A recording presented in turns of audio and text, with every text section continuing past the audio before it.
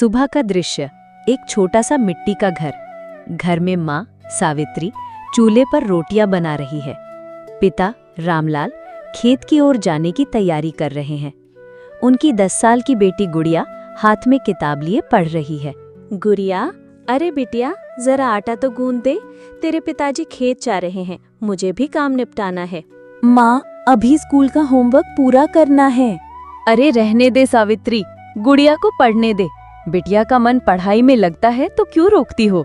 हाँ, बड़ी आई पढ़ाकू, लड़कियां पढ़ लिख कर क्या करेंगी? आखिर तो किसी के घर जाकर चूल्हा चौका ही करना है। गुड़िया उदास होकर किताब बंद कर देती है। रामलाल गंभीर होकर कहते हैं, नहीं सावित्री, ये जमाना बदल रहा है। बेटा बेटी में फर्क मत कर। मेरी गुड़िया जो चाहेगी वही करेगी।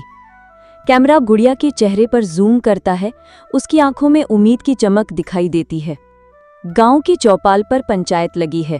गांव के कुछ लोग बैठे हैं। रामलाल बेटी को स्कूल भेजने की बात कर रहे हैं। गांव का मुखिया हंसते हुए कहता है, अरे रामलाल, तू पागल हो गया है क्या? बेटी को इतना पढ़ाएगा? कल को सर चढ़ जाएगी। लड़कियां पढ़ लिख कर घर तोड़ देती हैं। गांव का एक और आदमी कहता है, बेटी को ज्यादा पढ़ाना ठीक नहीं, बस नाम लिखना पढ़ना सीख जाए यही काफी है।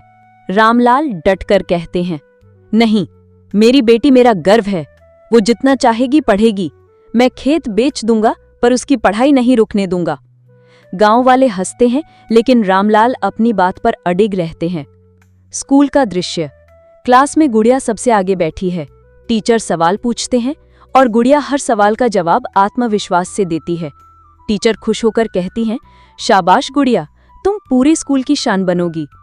दूसरी तरफ गांव की कुछ लड़कियां गुड़िया से जलती हैं। वे उसे ताना मारती हैं, अरे तू तो बड़ी होशियार बनती है, पढ़ लिख कर कलेक्टर बनेगी क्या? गुड़िया मुस्कुराकर कहती है, हाँ, एक दिन मैं जरूर बड़े अफसर बनूंगी।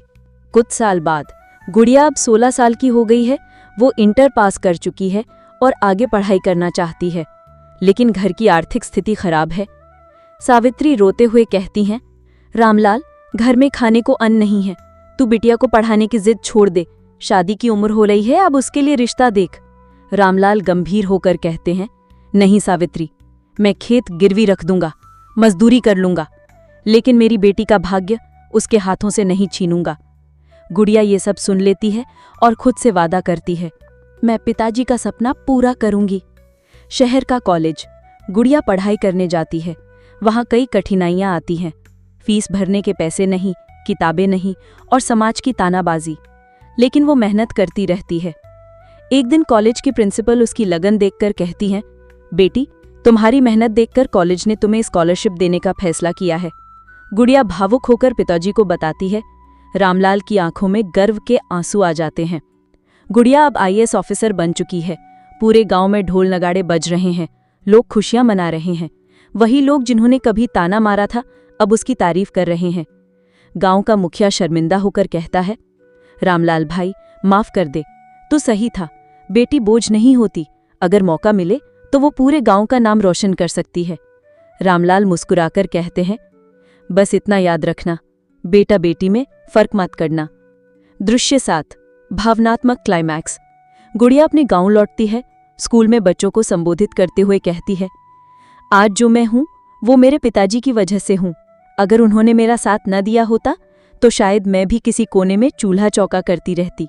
हर बेटी का हक है कि उसे पढ़ने का, आगे बढ़ने का और अपने सपनों को पूरा करने का मौका मिले। कैमरा रामलाल और सावित्री के भावुक चेहरों पर जाता है। पूरा गांव तालियां बजाता है।